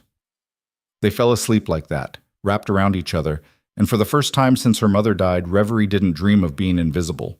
She dreamed of fire and blood and standing beside someone who saw her as an equal, not a burden. The next morning brought reality crashing back. Marcus was waiting outside Thorn's suite with an expression that meant trouble. Boss, we've got a situation. Thorn was immediately alert, all traces of the softer man from last night buried under the crime lord persona. What kind? The kind where 3 of our warehouses just got hit simultaneously. Professional job, coordinated timing. They knew exactly where to strike to do maximum damage without triggering full alarm protocols. Casualties? 2 wounded, none dead. But they took product worth close to $2 million and destroyed another $1 million in infrastructure. Marcus's jaw was tight. This has Cordova written all over it. Thorn's expression went absolutely lethal. How'd they get past our security? Inside information. Had to be. Marcus pulled up footage on a tablet. They moved like they had blueprints, knew where every camera blind spot was. Reverie watched Thorne's hands flex, violence coiling in every line of his body. This was the man Lucia had warned her about, the one who destroyed everything he touched. But she wasn't afraid. She was angry. "What do we do?" she asked. Both men looked at her. "We," Thorne repeated slowly. "Yes, we." Reverie crossed her arms. "They did this because of me, because I refused to leave. So what's the plan?" Marcus glanced at Thorne, who was studying Reverie with an unreadable expression. "The plan," Thorne said carefully, "is that I handle this while you stay safe." Wrong answer. Reverie, no. She moved closer to him, refusing to back down. "You said I matter, that protecting me was personal, not strategy. Well, this is personal too. They're attacking you to get to me. So either we face them together, or you admit that this whole thing, the marriage, last night, all of it, was just you keeping your assets secured." Silence stretched between them. Then, unexpectedly, Thorne smiled. It was sharp and dangerous and full of dark promise. "You're really not going to make this easy, are you?" "Not even a little bit." "Fine." He turned to Marcus. "Set up a meeting with the Cordovas. Neutral territory, full security, and make it clear that my wife will be attending." Marcus's eyebrows rose. "Boss, that's non-negotiable. If they want to play games, we're going to remind them exactly who they're dealing with." Thorne's gaze didn't leave Reverie's face. "Both of us." "This is a bad idea," Marcus muttered, but he was already pulling out his phone. Thorne waited until Marcus stepped away before pulling Reverie close. "You understand what you're asking for? Walking into that meeting means you're not just my wife on paper. You're my partner, my equal, and that makes you a target for everyone who wants to take me down." "I know. And you're still willing. I told you last night, I'm not invisible anymore. I'm not helpless. And I'm done letting other people make decisions about my life." She held his gaze. "So yes, I'm willing." Thorne kissed her hard and fast. "Then let's show the Cordovas what happens when they underestimate a Castell." The meeting was set for a waterfront warehouse that belonged to neither family. Neutral ground in theory, though Reverie suspected neutrality was a polite fiction when armed guards from both sides lined the perimeter. She rode with Thorne in the lead SUV, Marcus and 4 other security personnel surrounding them in a convoy that screamed power and careful preparation. "You don't have to do this," Thorne said for the 3rd time since they'd left Ravencross. "Yes, I do." Reverie checked the Glock concealed at her hip, the weight of it reassuring. "And you need to stop asking. Just making sure you understand what you're walking into. A room full of criminals who think I'm a weakness they can exploit." She met his gaze. "I understand perfectly." Thorne's smile was sharp. "Good. Because the second we walk through those doors, you're not just my wife. You're a Castell. That means you don't flinch, you don't apologize, and you sure as hell don't back down. I stopped flinching weeks ago." "Yeah, you did." He took her hand, squeezing once. "Stay close to me. And if shooting starts, you get behind Marcus and let the professionals handle it. If shooting starts, I'm handling it myself. Reverie, you married a quick learner. Deal with it." Marcus snorted from the front seat. "She's got you there, boss." The warehouse was exactly as grim as Reverie expected. Concrete floors, exposed beams, the smell of salt water and rust. The Cordovas had arrived first, establishing territory, a power play that Thorne ignored completely as he walked in like he owned the place. Reverie stayed at his side, spine straight, refusing to show the nerves churning in her stomach. The Cordova patriarch was there, Vincent, older than his daughter Lucia, but with the same calculated cruelty in his eyes. His son stood beside him, the one who'd apparently been promised Reverie as a bride. He was handsome in an obvious way, all sharp suits and sharper smiles, and the way he looked at her made her skin crawl. "Castell." Vincent's voice was gravelly, rough from decades of cigarettes and violence. "You brought your wife. How domestic." "I brought my partner." Thorne's correction was deliberate. "Reverie, meet Vincent Cordova, the man who thought he could steal from me without consequences." "Steal is a strong word. I prefer reclaimed what was promised." Vincent's gaze slid to Reverie, assessing. She's prettier than the photos suggested. I can see why you wanted to keep her. Careful, Thorne said quietly, and the temperature in the room dropped. Relax, I'm simply appreciating my son's loss. Vincent gestured to the young man beside him. This is Marco. He was quite looking forward to the arrangement your wife's father negotiated. Marco stepped forward, and Reverie fought the urge to step back. Mrs. Castell, a pleasure, even under these circumstances. I doubt that, she kept her voice level. Given you just cost my husband $2 million in product and infrastructure trying to prove a point. $3 million, actually. You missed the third warehouse in the Northern District. Marco's smile was all teeth, and the point was proven. You're a liability, a weak spot we can exploit whenever necessary. Then you're stupider than you look, Reverie said before Thorne could respond. Because attacking us doesn't make me want to leave. It makes me want to put a bullet in you. Silence crashed through the warehouse. Vincent's eyebrows rose. Marco's smile faltered. Even Thorne looked slightly surprised. Bold words from someone who's only been in this world a month, Vincent said. Bold enough to mean them. Reverie held his gaze. You think I'm a weakness because I'm new, because I didn't grow up in this life, but you're wrong. I'm not afraid of you. And I'm not leaving my husband because you threw a tantrum. A tantrum that cost millions, that you'll pay back, with interest. Thorne's voice cut through like a blade. That's why we're here, to discuss terms of restitution. Vincent laughed, harsh and humorless. You think I'm paying you back? For what? Protecting what should have been mine in the first place? She was never yours, Thorne said flatly. Her father made promises he had no authority to make. That's on him, not us. Then perhaps we should discuss this with Harlan Voss directly. Vincent pulled out his phone, and Reverie's stomach dropped. He's been quite eager to help us resolve this situation. The doors opened, and her father walked in flanked by two men Reverie didn't recognize. He looked smaller than she remembered, diminished somehow, but his eyes were the same, cold, calculating, utterly devoid of paternal feeling. Reverie. He didn't sound surprised to see her. Still playing house with Castell, I see. Still selling people who trust you? She shot back. Harlan's expression didn't change. I came to correct a mistake. The contracts I signed with Mr. Castell were executed under duress. I'm prepared to void them and return to our original arrangement with the Cordovas. Duress? Thorne's laugh was dangerous. You came to me begging for those roots. I have recordings, which won't hold up legally given the circumstances. Harlan pulled out his own folder, setting it on a nearby crate. I've had lawyers review everything, the marriage, the transfers, all of it. There are grounds to contest.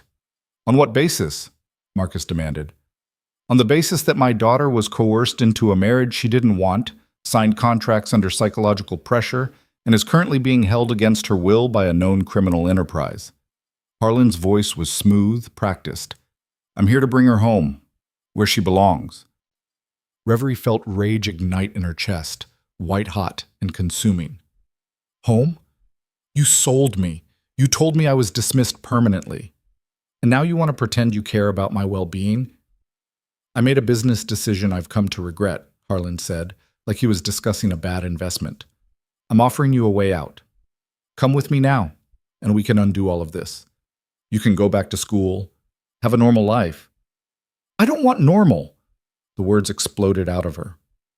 I want the life I've built, with Thorne, at Ravencross. Away from you and your manipulation and your complete inability to see me as anything other than a piece on your chessboard. You're not thinking clearly? I'm thinking more clearly than I have in years. Reverie moved closer to her father, and she saw something flicker in his eyes that might have been fear. You want to know what Thorne's given me? A choice. Agency. The ability to make my own decisions without someone telling me I'm worthless. That's more than you ever offered. He's a criminal, Harlan hissed. He's using you. Maybe. But at least he sees me when he does it.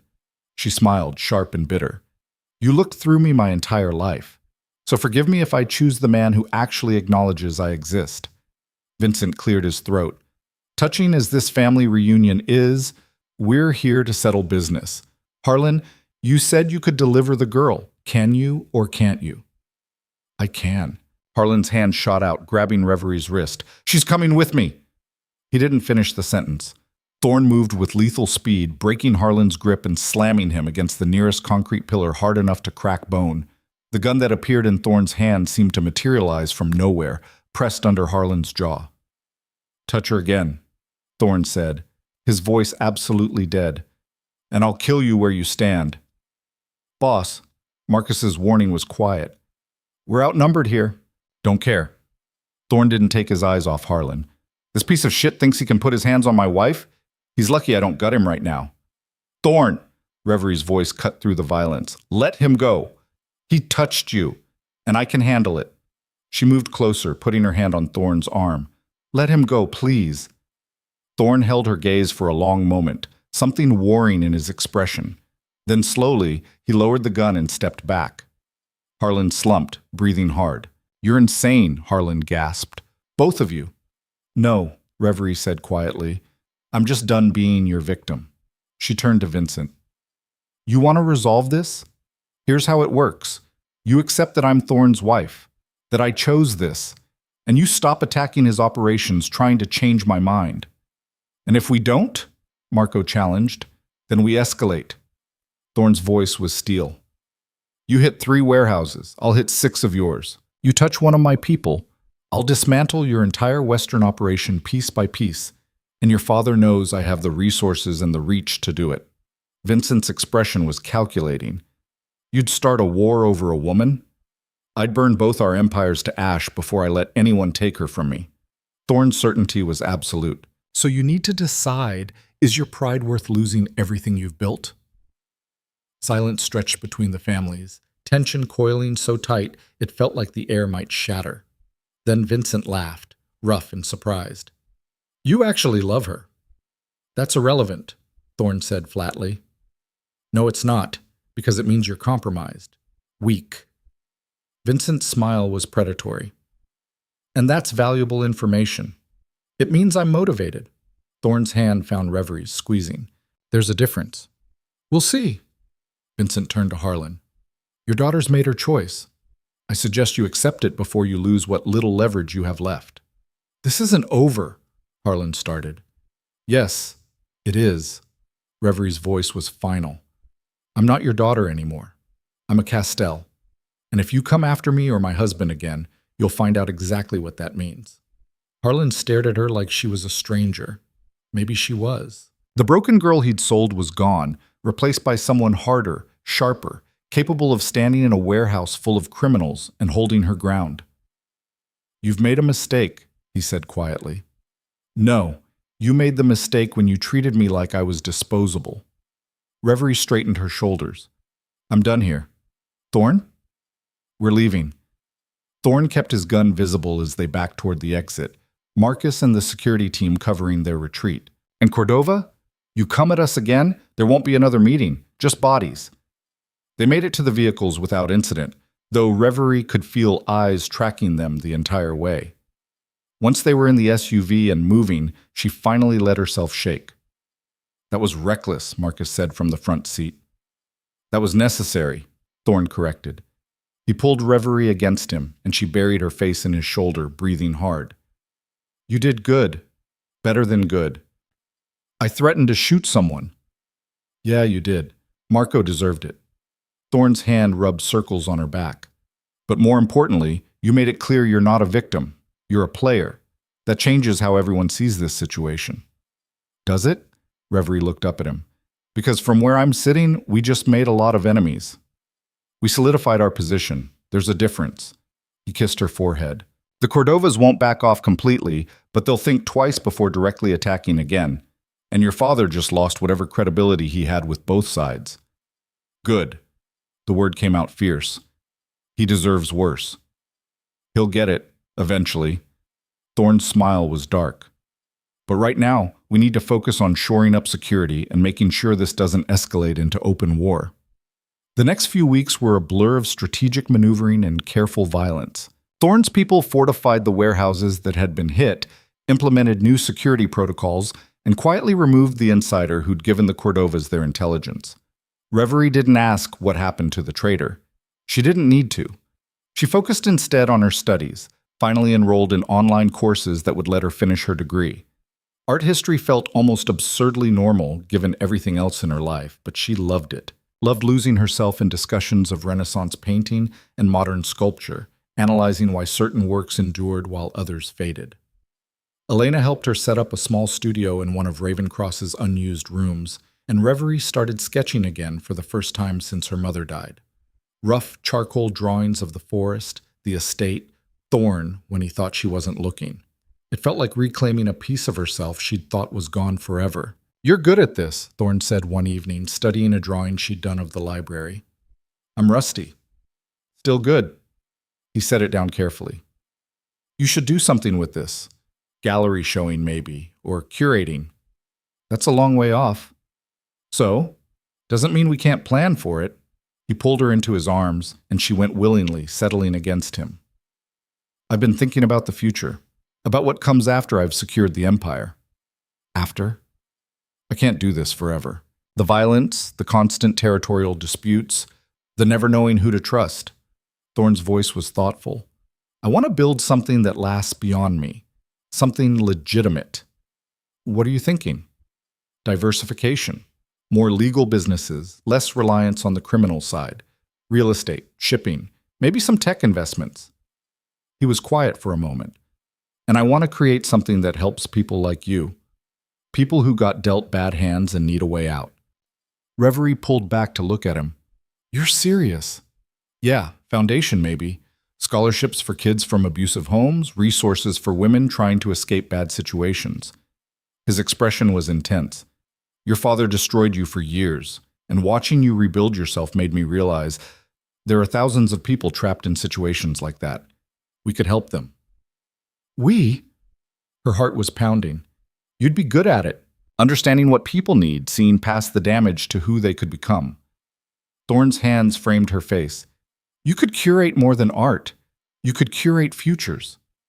Reverie felt tears burning behind her eyes. "That's the most romantic thing anyone's ever said to me." "It's practical. It's both." She kissed him, pouring everything she felt into it. When they broke apart, she was smiling. "Let's do it. Build something that matters." "Yeah?" He looked almost surprised. "Yeah, but we're calling it the Voss Foundation." At his questioning look, she explained, "My mother's maiden name. She would have loved this, helping people who need it most. The Voss Foundation it is." 3 months after the warehouse meeting, Reverie sat in Thorn's study reviewing applications for their first round of scholarships. They'd quietly set up the foundation through a web of legitimate holdings, funding it with money from Thorn's legal operations. 20 full-ride scholarships for students from abusive or neglectful homes who wanted to study art, literature, or social work. The applications were heartbreaking and hopeful in equal measure. Kids who'd survived worse than Reverie had, who still believed in the possibility of better futures. She read each one carefully, making notes, occasionally wiping away tears. "This one," she said, holding up a file for Thorn to see. 17-year-old girl from Baltimore. Her father kicked her out when she was 15. She's been working 2 jobs and living with friends, but she's maintained a 4.0 GPA and wants to study art therapy. We need to fund her." "Then we will." Thorn made a note. "How many more like that?" "All of them." Reverie gestured at the stack. "They all deserve this. We can't fund everyone. Then we expand the foundation, get more donors, create more scholarships." Her voice was fierce. "These kids are me 5 years ago. If someone had given me a way out, given me hope, maybe I wouldn't have spent so long thinking I was worthless." Thorn looked at her for a long moment. Then he smiled. "Okay, we expand." The foundation grew faster than either of them expected.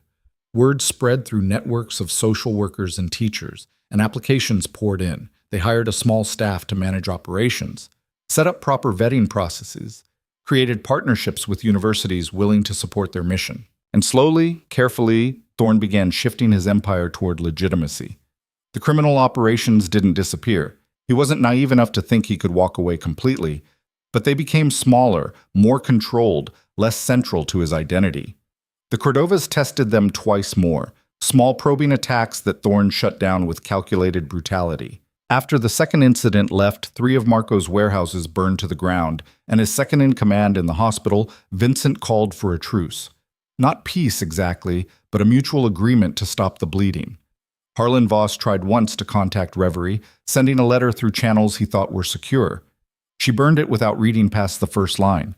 Whatever he had to say, she didn't need to hear it. A year after the wedding that was supposed to be just strategy, Reverie stood in Ravencross's gardens with Thorn and watched the sunset paint the sky in shades of fire. She'd finished her degree 3 weeks earlier, was already in talks with a gallery about curating a show, and the foundation had just funded its 100th scholarship. "You know what today is?" Thorn asked quietly. "Tuesday? Our anniversary. 1 year since I married you in a study with armed guards outside." Reverie leaned into him, smiling. "Most romantic day of my life." Liar. "Okay, second most romantic. The foundation launch was first." She turned to face him. "But us, it's the best decision I ever made, even when I was terrified, even when it was just strategy. It stopped being strategy the moment I saw you in your father's study." Thorn's admission was quiet. "I just didn't want to admit it. When did you know?" "Know what?" "That you loved me." He was quiet for a moment, his expression thoughtful. "When you told Lucia Cordova to fuck off, when you stood in that warehouse and refused to back down, when you chose this life knowing exactly how dangerous it was." His hands framed her face. "I knew before that, but I couldn't admit it, couldn't let myself be that vulnerable. And now? Now I don't care about vulnerability. I care about you, about the life we're building." He kissed her softly. "I love you, Reverie Castell." Completely, probably unwisely, definitely forever. Reverie felt tears spill over. "I love you too. Even though you're a criminal and you still scare me sometimes and you drink too much whiskey when you're stressed." Fair criticisms. "But you see me. You've always seen me.